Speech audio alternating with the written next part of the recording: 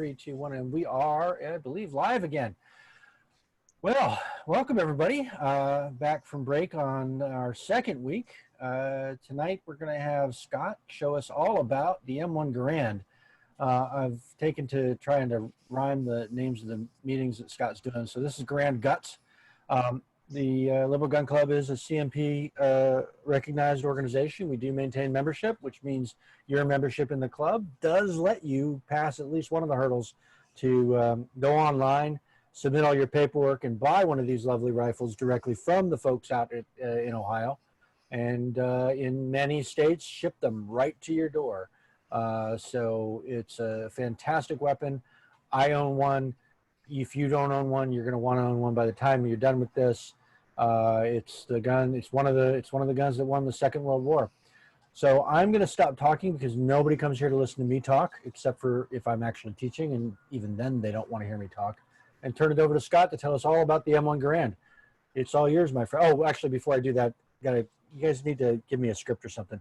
If you have questions, drop them in the chat. We'll get to them as we can, as it makes sense if there's a pause in the conversation that Scott's having. And feel free to ask throughout the thing. If there's a particularly complicated question, we might unmute you and let you ask it yourself. Otherwise, one of our moderators, who right now tonight are myself, looks like I can't tell if that's Eric or Dave using the education account. Mike Ross, another instructor. I went ahead and made Paul Cronk, who's been our audio guru, a co-host. So and Lonnie Weissman, who taught our Stop the Bleed class and sat on the Stop the Bleed panel that we had the follow-up that we had. So any questions, drop them in the chat. Scott's great. He's going to show us all about the insides of this. He's going to take it apart. He'll hopefully be able to put it back together again. Yep. And hopefully during the process he won't break anything. All right. Well, welcome. This is always a treat to come out to my garage on Tuesday nights and take guns apart for fun and profit. I'm not sure where the profit is in this, but the fun is here. Anyway, this is an M1 Garand. It is a CMP gun, which if you're not familiar with the CMP, it's the Civilian Marksmanship Program. And it is a privately run, it used to be a government entity, but it's not anymore. And its sole purpose is to help develop shooting sports and marksmanship and that sort of thing. And they bring back, they have surplus rifles that they wish and sell to private citizens. And this is one of them. Right now they have some 1903 rifles, open era rifles. If you go into the stores, I don't know if you can order them online. They used to have M1 carbines, but primarily what you're going to see now are M1 Garands. And the current batch they have were all returned from the Philippines. They were lent to the Philippines after World War II or Korea. Were used down there, and then now they've been returned back to the United States, and they take them, they tear them down, they refurbish them, they don't do a full restoration. They make sure that everything's functional. They replace any worn or broken parts. A lot of times they'll reparkerize the receiver. Notice this receiver looks brand new. This receiver's a 6-digit receiver, so it's been reparkerized. You end up getting a functional rifle that and their service is fantastic. If something is not quite right about the rifle, they will make it right. They'll either take the gun back and fix what the problem is.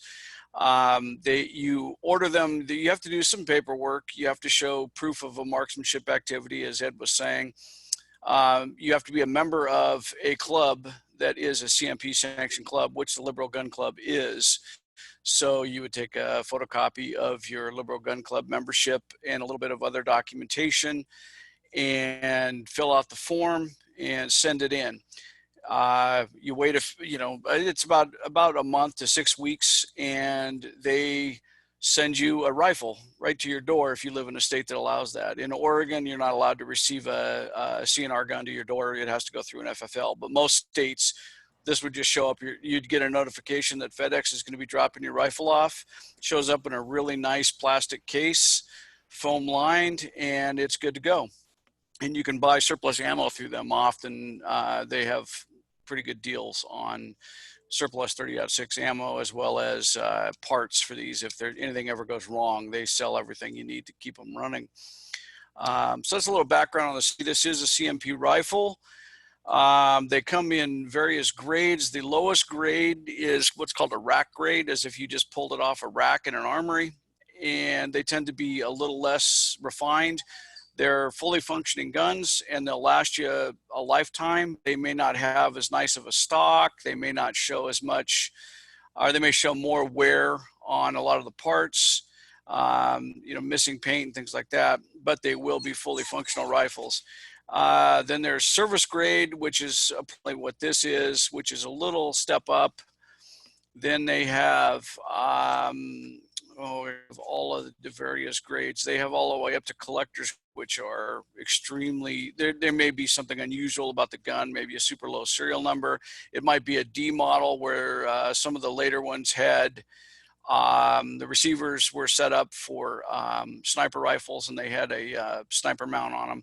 So there are various grades, but I don't think you'd be unhappy if you could get a rack grade. But service grade, I think, is the lowest grade they have available right now. Anyway, yeah, just go to CMP and take a look at them, and I highly recommend ordering one through them, because if you find a used Garand, usually in private party hands, are $900 to $1,200, which you can save a ton of money buying just as nice of a rifle through the CMP. Anyway, so that's a little background on the Garand that I is a CMP weapon. So I'm going to take it apart tonight. I'm going to show you how to field strip one and how to grease one, because the Garand takes grease. A lot of guns take oil and a little bit of grease. The Garand likes grease, lots of it. And I'll show you all the places you need to grease one up to keep it running. Yeah. One quick aside. The notion of ammunition, which you're fondling right now, so you'll probably be telling us about it, and whether or not why can't you use commercial ammunition in M1 Garand, etc. Yeah. If you want to go ahead and give them the spiel about blowing the gun up. Sure. Well, this when you hear people talk about they interchange the terms magazine and clip. I got a 30-round clip. It stems from older guns like this. This is a clip. This is an N block clip, 8 rounds, drops down through the top of the gun like that. The clip stays in the gun, and when the 8th round is fired, the N block clip is ejected with a pinging sound. It's kind of a cool sound. I just wanted to show you what an N block clip looks like. This is all military surplus ammo made specifically for the M1 Garand. There are reports of people running later commercial ammo, modern ammo, through an M1, and it runs. The powder's hotter, the charge is bigger, the bullet is heavier, and the reports of the op rod, this piece right here, bends because it's forcing the action to operate too quickly, and it's not giving it enough time to fall back into place and everything to work properly. So you can bend the op rod using later ammunition. Now, there are ways to mitigate that. You can change the gas plug, and I'll show you as we take the rifle apart. I'll show you what the gas plug is. You would replace that piece, and you can tune it to off gas more, to let a little more of that pressure out on a heavier ammunition to avoid beating your gun to pieces. And because the op rod, if you bent this, is about $200 to find one and replace. So I'm going to remove. Can I ask a basic question? Sure. Oh, hold on. What's the difference between oil and grease? Well, oil is very thin and viscous, and grease is going to stay put. Actually has a higher viscosity rating. It's going to put up with a lot more. You can shoot this gun once it's greased up and cleaned. You can shoot this gun couple hundred rounds and break it back down, and the grease will be where you left it. The oil will get hot and kind of ooze and, you know, run down into other areas. Yeah, sorry, folks. I forgot to turn off the allow participants to unmute themselves. So, Yeah. Chris got a question in. Yeah. Anyway, I'm going to go chat. ahead. I'm going to go ahead and get this ammo off my bench because I'm working with the gun that takes that ammo, and I don't like to have live ammo on the bench while I'm working. So that's put away and out of the way. You'll see that the gun is unloaded. There is no M-block clip in here, and there is a chamber flag. So we are completely unloaded. There's no ammo on the bench.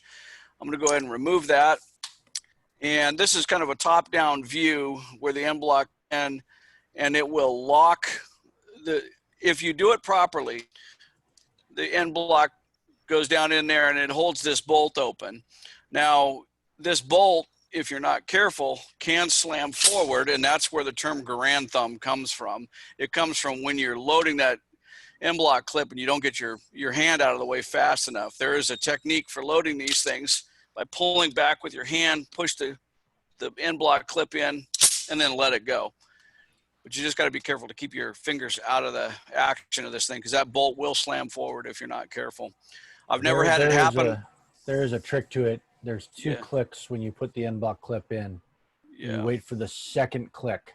And we can't do it on screen because he doesn't have any dummy rounds. And the last thing I want is his gun going off in the class. Especially with black tip AP rounds. That would be bad. Yeah. The thing shoots through schools. So, but yeah, there's a trick to the avoiding the Garand thumb that I was shown a couple years ago at an annual meeting. And there's two clicks. When you press that clip in, it goes click and then click, and it's that second click. And once you do that second click, you take your hand completely away. You don't have to ride anything. It doesn't. The bolt doesn't ride forward. Everything just works the way it's supposed to work. Yeah. So that's where the term Garand thumb comes from, though, is people getting their thumbs stuck down in there as that bolt slams forward. And it's under a lot of pressure. There's some big springs in there. So what I'm going to do is I'm going to take it apart and show you how to field strip this thing first. So let me get this stuff out of my way. Move this, put that out of the way. So what you're going to do, you're going to let the bolt ride forward. You're going to turn the gun upside down. And we're going to pull this trigger group out. So I pull back and up a little bit, just like that. You can also use a screwdriver if it's too hard. You can use a screwdriver to kind of pull back. So that's you know, I don't know if that's showing up, just like that. And then you just lift this out. It's up straight out. Here's your trigger group. Yeah, that showed pretty well. So no tools at all to pull the trigger group out, just backing up. Yep, that's it. There's your trigger group. Now, while you got this out, you could spray it down with a little non-chlorinated brake cleaner and get any crud and dirt and stuff out of there. And you might want to oil a little bit, and you're going to want to grease right here. But yeah, you know, just clean it up, keep it clean. So now what I'm going to do is I'm going to take this gas plug and gas port off the gun right here.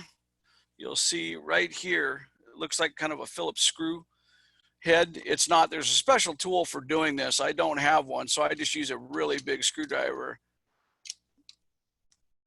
and break it loose like that. And then you just screw. This is the piece that you would replace if you wanted to run commercial ammo. There's a special gas plug. You remove this one and replace it with an aftermarket one. So this just backs right out. That's what it looks like. And then you loosen this piece. This is the retainer.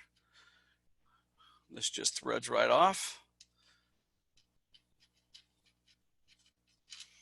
Like so. Now you can pull your gas tube out like that. So that piece is removed.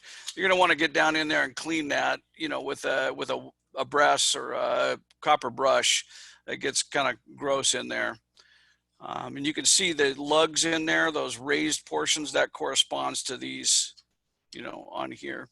So we'll set that aside, turn the gun over, slide your handguard right off. Set that off to the side. Okay, and now you can take, whoa, hello. We'll just move that.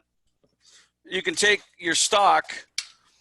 You just take your stock, and you don't ever want to hit this with a hammer. You just kind of bump it like that. Oh, I see. And the stock just comes right off. So there's no retaining Nope. barrel band or anything like that? Nope. Stock comes right off like that. Okay. Now here's the action. This is the business part of the gun right here. So now we're going to take our spring and op rod apart. So we're going to pull back on this just a little bit. And you'll see there's a little C-shaped right there. There's one on each side, and it locks into the pins on this piece. Any way you can light that up? Oh, too late. Well, you can see right here. Got it. Yeah. These correspond to those little knobs right there. So it kind of clips in like that. So you then just pull this recoil spring out, lay it aside. Now you have a little pin right here. I don't know if you see that in the receiver. There's a little drift pin right here. So you just push that out right there. Now the guts just come out. Okay. You can remove your bolt, and now the whole gun just comes apart. There's your op rod. Complete op rod right there. And your bolt just slides right out the top like that. Okay. That's a completely field stripped M1 Garand. Two things. There's a little fisheye effect on the camera, so the op rod is not actually bent. And two, this is where Scott would usually say, "Okay, now you can put it back together," and he's leaving. Yep. Yeah. So, but you know, as you can, it's a little more complex than a lot of modern guns, a lot of modern semi-auto guns as far as field stripping it goes. But this allows you to get down in here. You can see some old residual grease. I don't know if it's showing up on the camera, but there's a little bit of extra grease, you know, down in here. And it would allow you to get in here and clean these locking lugs, and also inspect for any damage, any cracks in the receiver. You can access everything from the bottom. You can see the grease in here, like in this area right here, you know, some old white lithium grease. But you could clean all this out and check it. Can you angle the receiver towards the camera a little bit, as we couldn't quite see? Okay, thank you. Yeah. A little further towards the camera. Down a little. There you go. Down in those nooks and crannies. Yeah. Thank you. Yeah. You're going to want to go look at your bolt and your extractor. You know, look at that bolt face and the firing pin. Clean all this out. You know, crud really likes to build up in these where the rim of the cartridge locks in. Yeah, you're out of frame. So there's a little lip right in here, and crud likes to build up in there. So I like to take a brass brush and scrub that out of there. You're going to want to inspect these locking lugs. Make sure there's no cracks or chips or deformities, because these are what lock the bolt in place. So just take a look at it. Now, taking one of these bolts apart is a little bit beyond the scope of field stripping and servicing the rifle.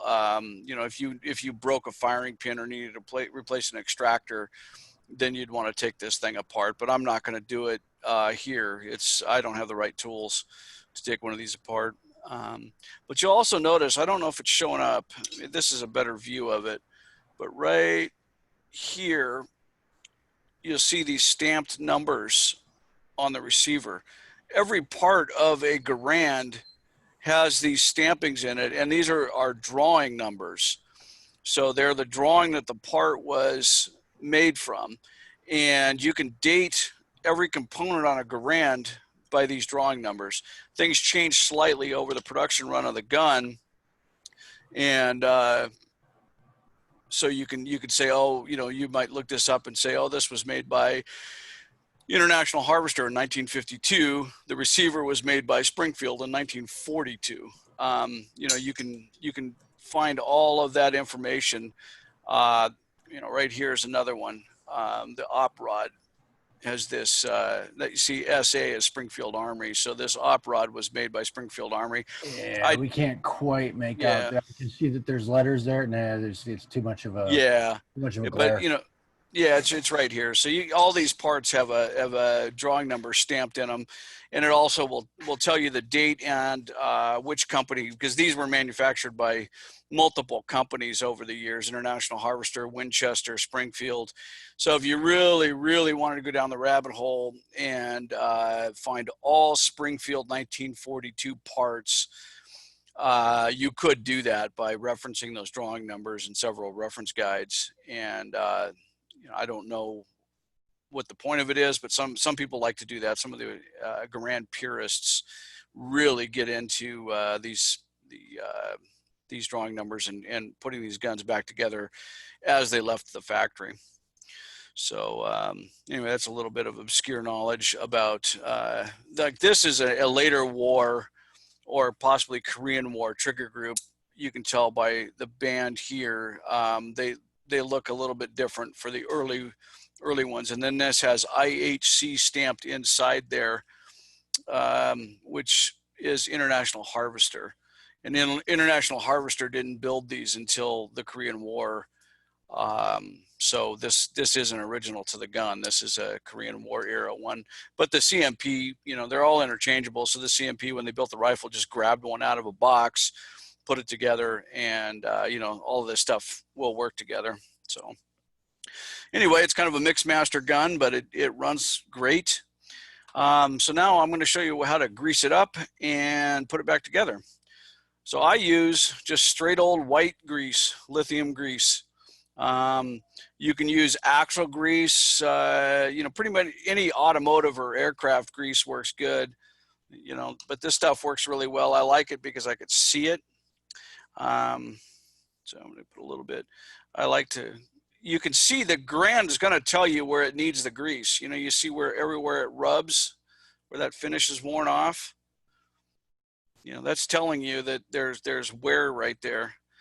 You know, you can see right here. You know, it's showing you where it wants to be lubricated. There's already a little bit down in there. So, and you know, you don't need to cake it on there, but give it a good liberal coating of it, because you're not going to hurt anything. These guns like it. They run better with grease on them.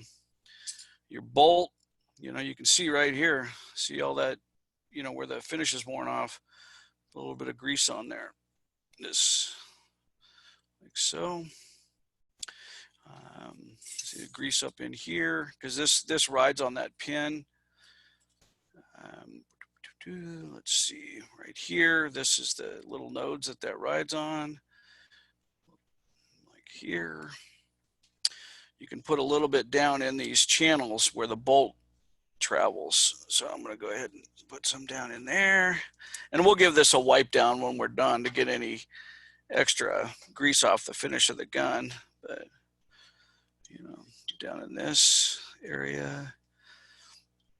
Yeah. It's not a pretty job, but the gun will thank you for it. You don't want to run these dry. So grab a towel and clean grease off. Now we're going to reassemble this thing with Butterfingers. Okay.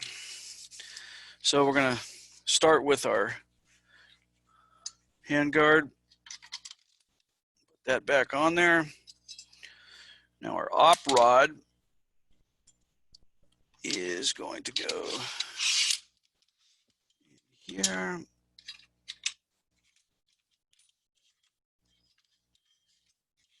And you'll see that, I don't know how to describe this, but this drops into place. You'll feel it drop into place. There's a little corresponding notch. You'll see this, I don't know if it's showing up grease, but there's a protrusion right here. And it drops right in and falls into place. So that's how you know it's in the correct place. Now we're going to put the bolt in. The bolt just drops in from the front, from the top. This is a little bit of a game of Jenga, but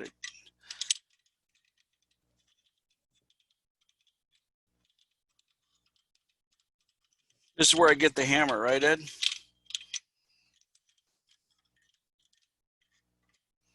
I was muted. No, you don't get the hammer. Prove that you need no tools. Let me take the op rod. Yeah, just out of the way for now. Okay, there's the bolts in. Get this back. Just for the record, everybody, he always has trouble putting the damn things back together. Yeah, well, because I'm always working at a weird angle, and then trying to, you know, it's only magic if it happens off screen. Yeah. Okay, so you'll see now that is the op rod is in and it's moving the bolt back and forth. See the bolt rotate, dropping the locking lugs into the locks. So go ahead and do that. Keep washing the grease off my hands. Now we're going to put the gas block and parts back on.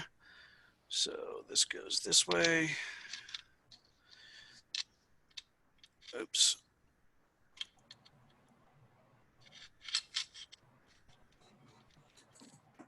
That.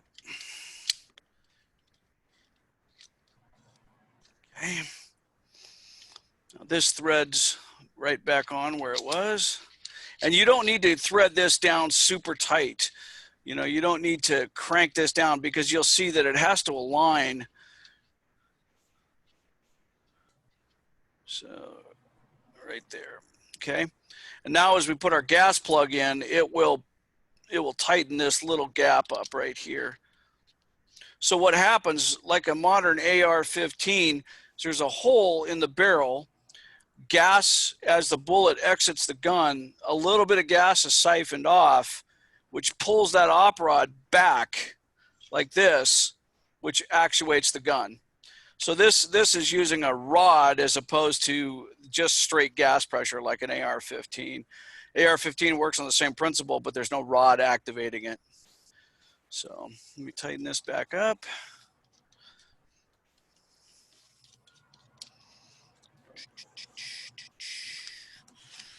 My screwdriver.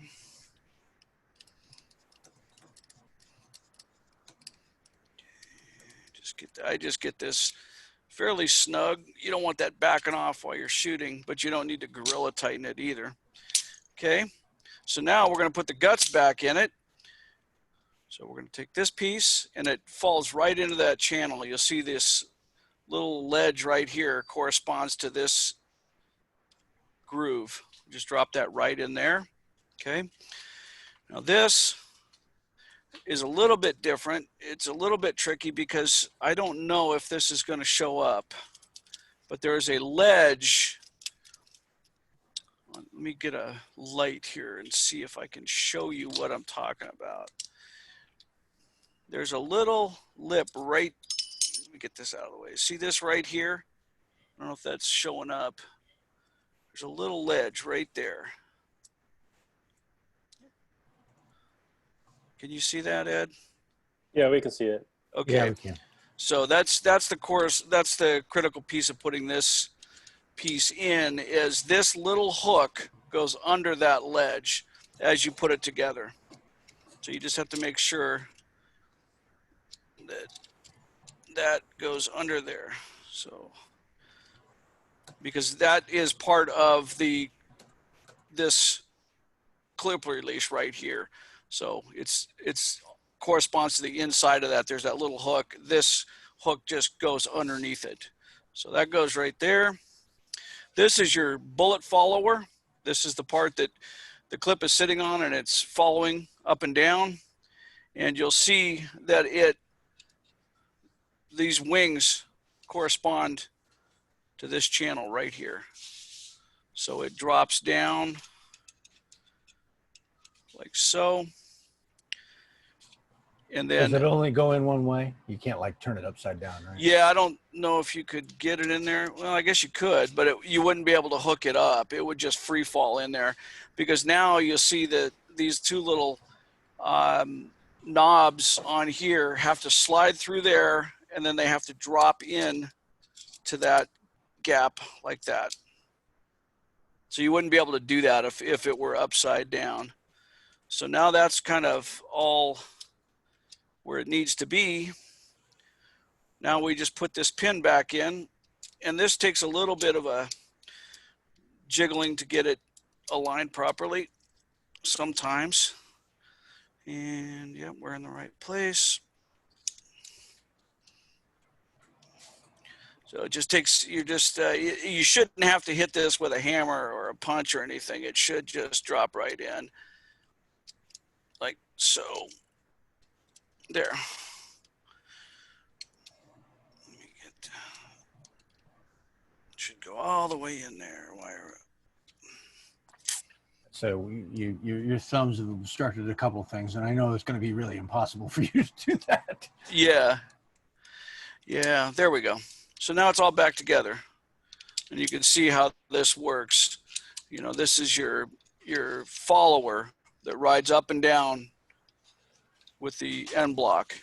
So that reminds me, I should probably put a little bit of grease in those channels right there, because that's a little bit of metal on metal surface right there. There we go. Okay. So there we go. I'll give it all a quick wipe down, get all of the visible grease off the parts that don't need it. Okay. Let's take our stock. And this just drops right back down through the top of the gun.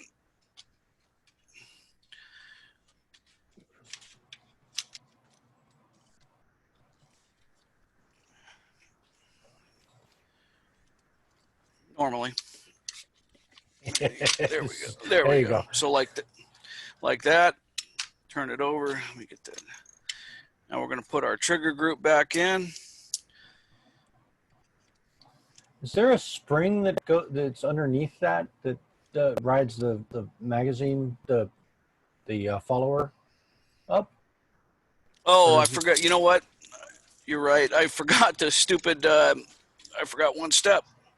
Oh, good.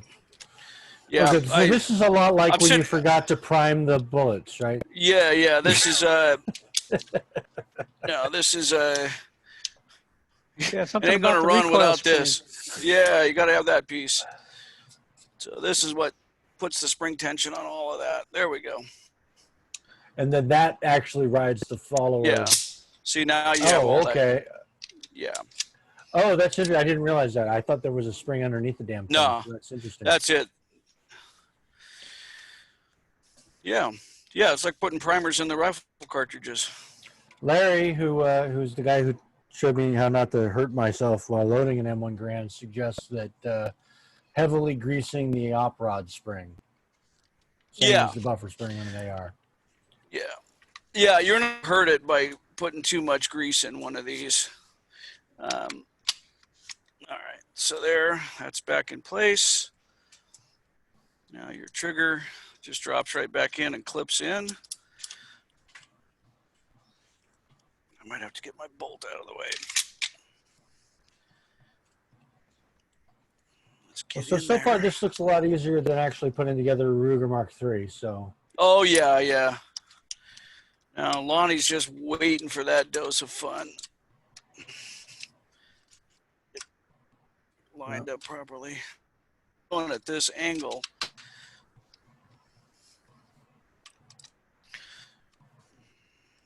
Let me see. It's all peaches and cream to get it out at this angle, but. Oh yeah, yeah. Now it's trying to. It usually just drops right in there. So people come for the education, but they stay for the fact that you can't put the gun back together. They stay for the struggle. I would too. This little pin.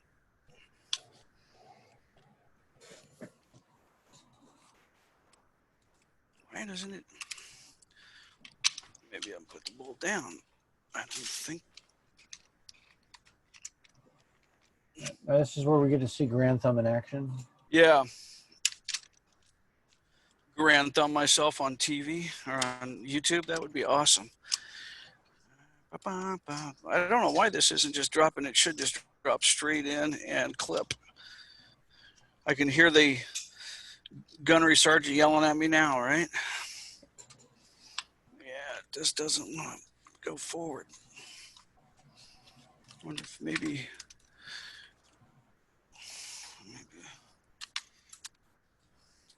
You want to take it off camera for a second, and I'll do a little dance? I think, not sure why it's not It's going way in. more fun to watch him struggle. Oh, I know. There we go. There we go. Yeah, we have no idea what you did, but Oh, I got it right. That's what I did. We just had to embarrass him enough to make him do it right. So I'll wipe a little bit of the excess grease off. There you go. There's a greased up Garand. But that's really, that's it for field stripping and cleaning. And I mean, I didn't clean it, but you all know how to clean a gun. If not, I did a earlier video on how to do it. Same principles apply. A gun's a gun. You know, you go at it with some brass or bronze brushes and some cleaning pads, and be careful with some of this older Garand ammo. Make sure that if it's corrosive, that you clean your gun right after. The primers in some of the old surplus ammo before the Korean War, even Korean War era might have been corrosive. I'm not sure. yeah, some of them are. So you want to clean the guns. Yeah. This is to clean your gun after every range trip. Is it to take take it apart after every range trip, or is it just I would, you can get away with running a little bit of hot water down the barrel and then an oily patch, and maybe scrub the bolt face just to get. But I'm a weirdo and I like cleaning guns, so I don't really have any problem taking one apart and cleaning it. The least you don't have to grease it and scrub every piece, but get that bore clean and wipe down that bolt face, because those corrosive primers will create a salt that just eats away at the gun, and it'll ruin it. I'm pretty sure I cleaned mine after the last time I shot it, but now I'm paranoid and I'm gonna have to go look. Yeah. That's outstanding. So let's see.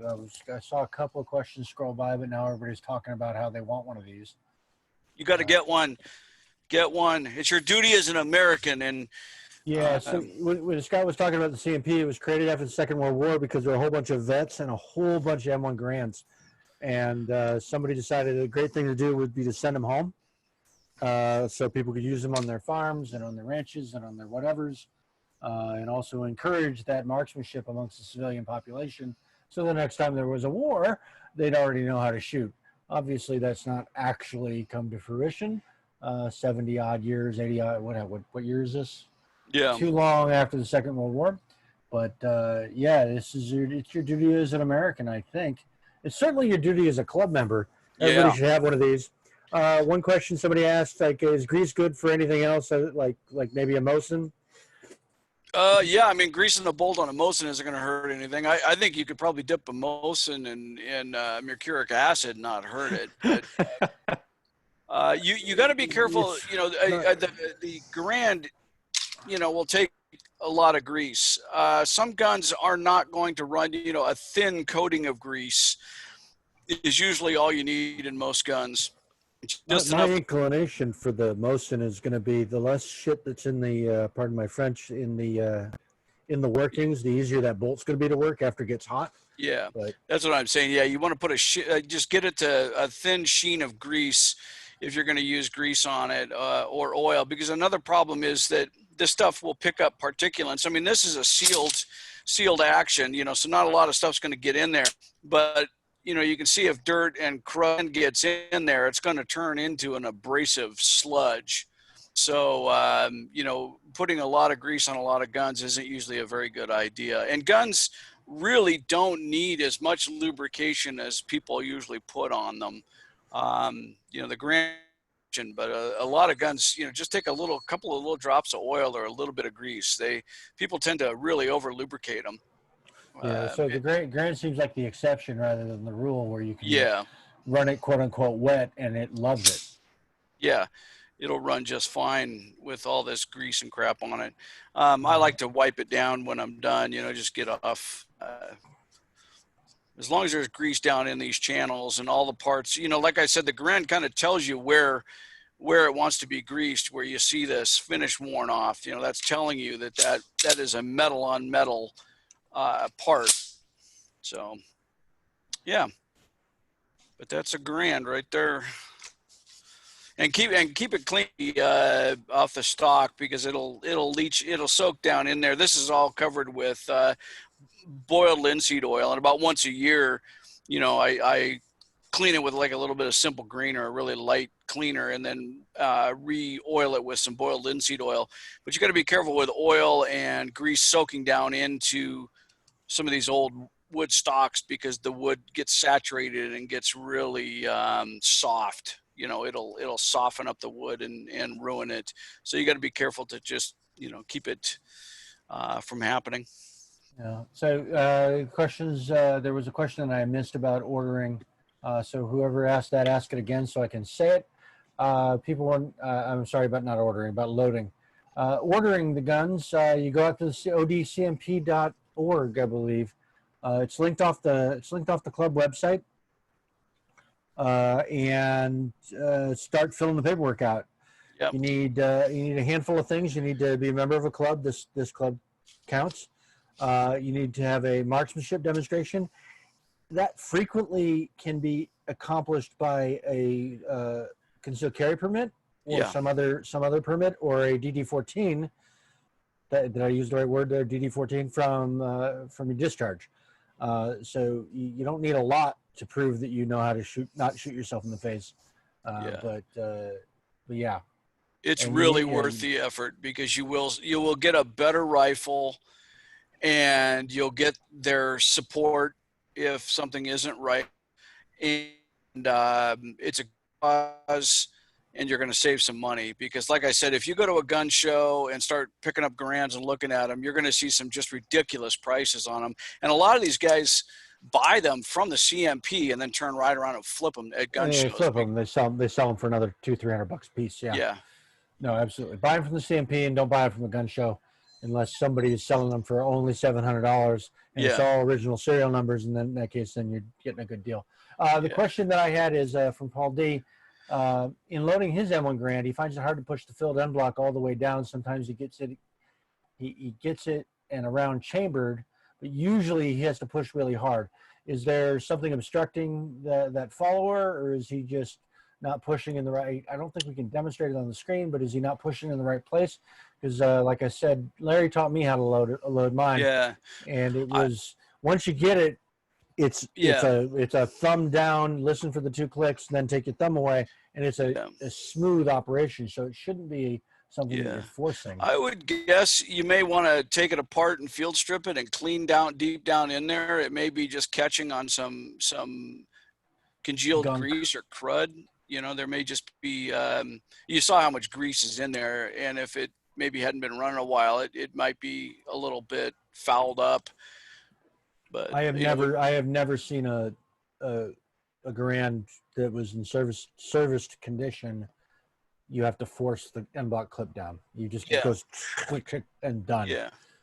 So if I had some dummy rounds, I'd show you how to do it. I always just keep my hand right up against the bolt release, and that way, you know, as I push the end block down, it clips in place, and you know, then you just rotate your thumb out of the way and let go, and then, you know, usually you have to bump the bolt release to get it to slide forward and chamber around.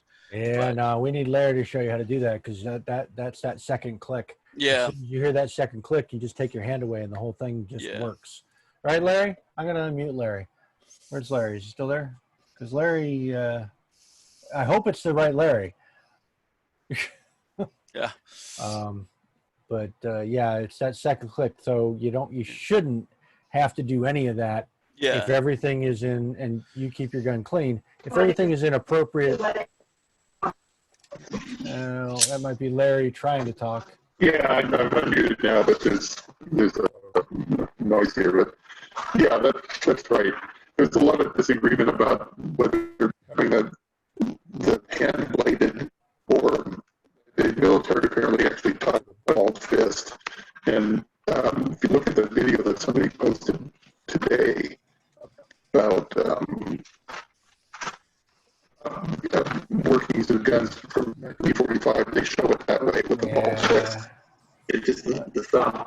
But yeah, the bolt won't start to close until you release pressure, release the down pressure, which is why if it's working properly, you'll never get caught. It's when your thumb starts to come up that the bolt starts to close. I think I can translate that. Yeah, I'm sorry, Larry, your audio is awful. So I think I can translate that. No, it's not your fault. I'm the one that unmuted you. Yeah, it was a real broke up, sir. Sorry about that. So yeah, so if everything's working right, you push it down, and it's that second click that's the real key. Once you hear that second click, you just take your hand away, and everything should just work. You shouldn't have to push the bolt forward. If you push it down and only wait for the first click, then that's where you try to push the bolt forward and maybe get grand thumb and bad things. There is a second. You can feel it when you're doing it with the N-block clip, and you can hear it if you've got ears on that are amplified. That if you hear that second click after you push it all the way down and you're pushing it down, it's that second click that's engaging whatever needs to be engaged for that bolt to slide forward. Yeah, I've never shoot where I need to, shoot rapidly. So I always just go real slow. And, in years and years I've probably been shooting Garands for 30 years and I have yet to smash my thumb in one. I just, you just don't, it's like anything else, just don't get in a hurry. And like, Ed's saying, load it properly and you won't have any problems. So I think where people get Garand thumb is they get a little bit complacent or cavalier and just shove the block down in there and not paying attention and get bit. You only get, everybody I know that's gotten bit only gets bit once, but yeah, it's but there's an art to it, and maybe we'll send Larry a microphone so that his audio isn't as terrible as mine started out. Thank you, folks, for pointing out that my audio is better than Larry's. It's been a long time coming, but yeah, it is an art, and but yeah, you shouldn't have to force that clip down into that gun. It should just go. Yeah, because this was meant to be loaded on the fly by young American boys trying not to be killed by Germans. So yeah, and like I said, if you're having trouble with it, I would take the gun down and clean it, give it a good cleaning, and maybe a scrubbing with a brass brush, and then reassemble it and see if it moves freely. Because there's, like as you saw, there's not much there. They're just pieces, that mate together and run up and down in these channels. And you might maybe have a spring in here that might be worn, but beyond that, there's just not much to go wrong with them. So, any more questions? Any more questions? Larry can answer in chat if he's got anything. I'm by no means an expert on the M1 Garands.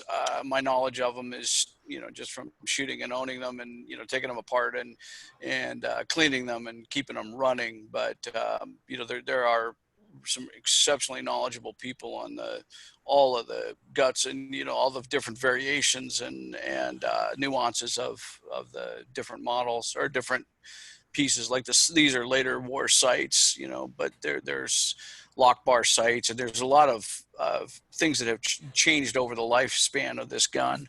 And there's some really neat resource material out there on them. Yeah, you can, they are going to be more accurate than most of us out of the box. Oh yeah. And so a couple things. One, somebody posted into the audio chat the sound of an M1 ping, which is iconic. On that 8th round, it throws that N-block clip. Do you have an empty one you can put on screen? I'll just empty this one over here. Hold on, I'll be right back. You entertain that. It makes a sound when it ejects it. That makes it's the ping, right? Yeah. Actually, can you make it? I don't know if you can do it. This is where we're going to see Grand Thumb right on the screen, all right? No, I don't think it'll do it without a round in it. Yeah. When that thing pops out, okay, so you almost heard it right there. That sound at speed is the ping. There we go. It's iconic to this gun, and when you hear it at the ring, know without even looking, shooting an There we M1 go. Garand. That's it. That's it. Preceded obviously by a very large boom, but the Yeah. M1 ping is the it's the sound to listen for. Then you know you got a shooter on the line. And it'll bring the old guys over in droves. You know, if they're not paying any attention and they hear the ping, you're going to end up in a lot of conversations with a lot of older guys that love these things. So when we're shooting these at the range, I mean those en-bloc clips, those are littered over the battlefield in the Second World War. We keep them and we hoard them. Yeah. Oh, and they're reusable. Not disposable. They are reusable. They are reusable, 100% reusable. And you can order them, if you buy a Garand, order the M-block clips from the CMP. They'll sell them to you much more reasonably than you'll find them at gun shows. People think that, an M-block clip's worth $5. You can get them much cheaper in bulk through the CMP, and then just hand load them yourself. You can also buy surplus ammo that comes on bandoliers, already loaded in M clips, and shoot them up and then just reload them with loose ammo. Yeah, Scott, there was a question okay, you got it. about the parts interchangeability through all the different iterations. Mm-hmm. So would all the parts, would there be uniformity between, say, something that was World War II versus something that's Korea? Yeah, my rifle, the receiver is a 1942 receiver with a Korean War era International Harvester trigger group in it. That would be true for all the moving parts too, right? The operating I believe rod. so. I believe so, but don't quote me on that. But I think the only variation would be the early, very, very early, and they're extremely rare gas trap Garands had a different gas system on the front end of them. But if you had one of those, you'd be wealthy. They're extremely rare and unusual. But as far as I know, and like I said, don't quote me because I'm not. Yeah, I'm pretty. You can quote me. I'm going to go on the record of being at least 90% sure that with any Garand that you buy from CMP, you'll be able to repair it with any part that you can buy from the CMP. Yeah, I'm 99% sure of that. And then there was an earlier question about the changing of the gas plug to make it usable for commercial grade 3-06. So could you they wanted you to kind of go through that again? Yeah, sure. I'll show you how to do it. You don't even have to take the rifle completely apart. You just got to. No, I just got to pull the gas plug, right? Yeah, this piece right here below the barrel. Everybody duck. The gun's pointed at you. Yeah. You just unscrew that. There is a special tool for this, but I don't have it. I just use a screwdriver, and this threads right out. Yeah, there are several kinds of replaceable gas plugs. When I bought my Garand, I ended up apparently with one that you had to adjust by turning it to get it to the right pressure for whatever ammo you were using. Otherwise, you turn it into a single shot gun. There are they're auto adjustable gas plugs that you can put on there and can shoot, as far as I know, any commercial ammo. Yeah. Except for possibly the hottest of the hot. Yeah, I think where guys run into trouble is they go hunting with a Garand and get some modern hunting ammo, which is a different beast than 30-06, ball ammo. And I think that's where guys were running into problems with it. A lot of guys hand load for these things, and they just use the old, try to replicate the old military recipes and don't really. Eric's got a recommendation on the gas plug. I'm sorry, I interrupted you. Yeah, so there's actually a really good video on InRange TV about the impact of the different types of gas plugs, the aftermarket gas plugs. The one that you want is the Schuster. It uses little Allen set screws to adjust the pressure. Super easy to use. The Garand gear, which is a fixed one, will reduce the overall pressure a little bit, but only by about 5%, which is not enough to avoid damaging the gun with multiple rounds. So take a look at that clip on InRange. I put it in the comments. It's worth watching. They actually do high-speed video and show what the difference in speed is and why it would damage the op rod. So Eric, while you're on there is the question about what ammo would you recommend using that you can buy online somewhere? That they don't have to change the plug. PPU makes Garand safe stuff. Even Wolf makes Garand safe stuff. It's very, very available. Just type in Garand. And if you're a CMP member, you can buy it right from the CMP. Yeah, they're unfortunately the CMP is out of the Greek surplus stuff. All they've got now is the Hornady match grade stuff, which is real expensive. But there's various places where you can get the other stuff. A little less expensive. If you go to I have about 10 boxes that are dated 1953. If anybody wants them, I'll take them. It'll shoot just fine. This is the stuff that my friend gave me, thinking it was just 308. And I looked at it and I said, "Nah, but I'll take it." Hold on, I have the right for a Dylan Toolhead. I got the right background for that. But if you go to like just Cabela's or a gun store and look at 30-06 ammo, you'll see it'll say on the box whether it's Garand safe. Whether it's Garand safe. So if you see modern hunting ammo and it doesn't say M1 Garand on it, unless you've changed the gas plug, I wouldn't run it. But there are people still manufacturing. There's millions of these things in civilian hands, so ammo isn't hard to find. I still have 4 boxes of hunting ammo of 30-06 in my safe that I don't know what the hell to do with because my Garand won't eat it.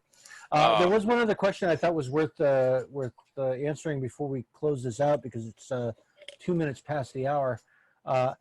And Lonnie already answered it, but I wanted to hear it on camera. How far will the clip fly?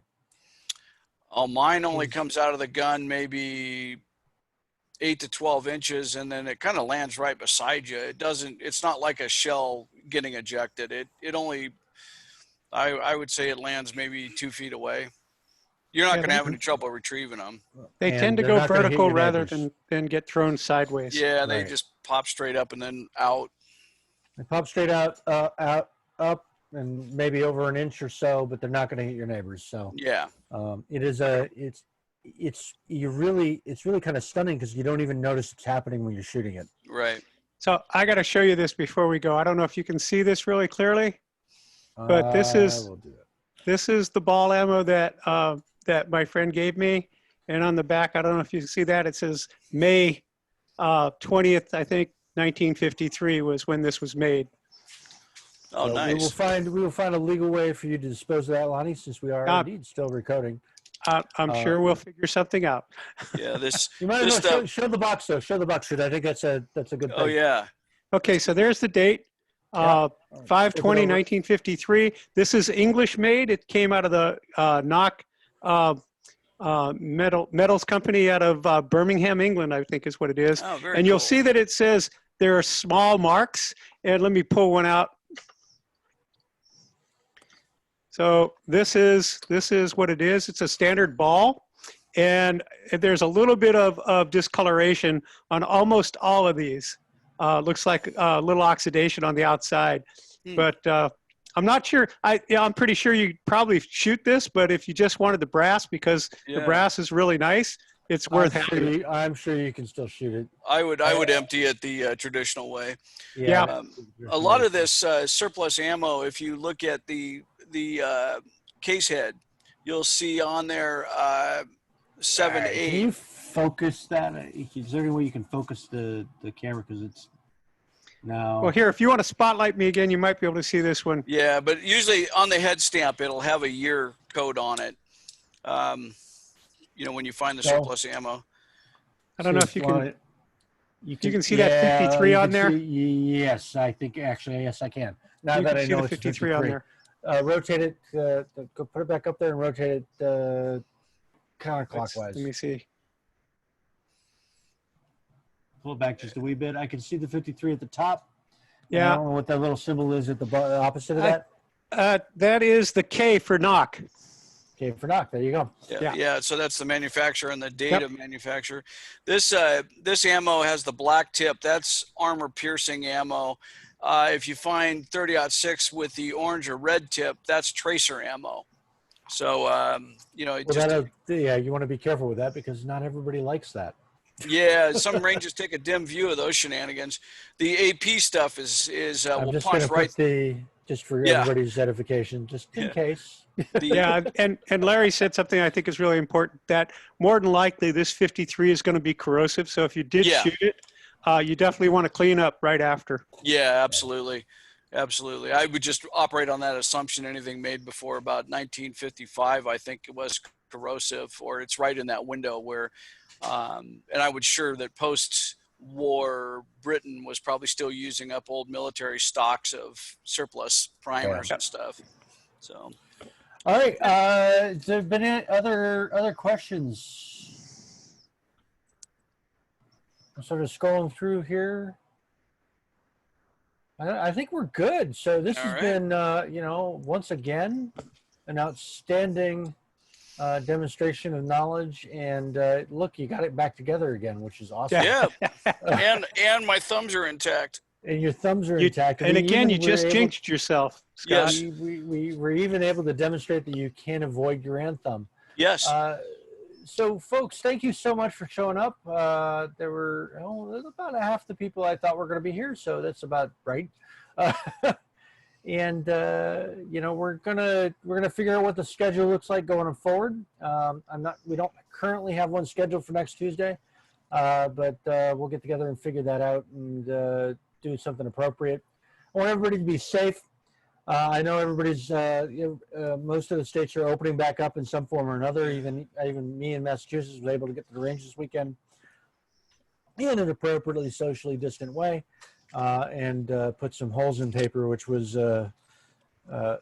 good for me because I got to turn money into noise. Yeah. So everybody be safe. We're going to have some conversations about what the national meeting is going to look like. So stay tuned for that. We'll figure out what this looks like going forward because there is more stuff to hear and learn. There's always going to be more stuff to hear and learn because it's a constant thing. If you're not always learning when you're doing guns, then you're not doing it right. Thanks, Scott. All right. Thanks, my moderators. And good. What did Cronkite used to say? Or it wasn't Cronkite. Good night and good luck. Yeah. All right. Well, we'll see you in the pub here shortly. Yeah. See you in the pub. So join Discard. Come have a chat with us and have a drink and ask Scott more questions. And we'll see you next week. Talk Good night, Scott. Thanks a lot. Bye. Lots of fun.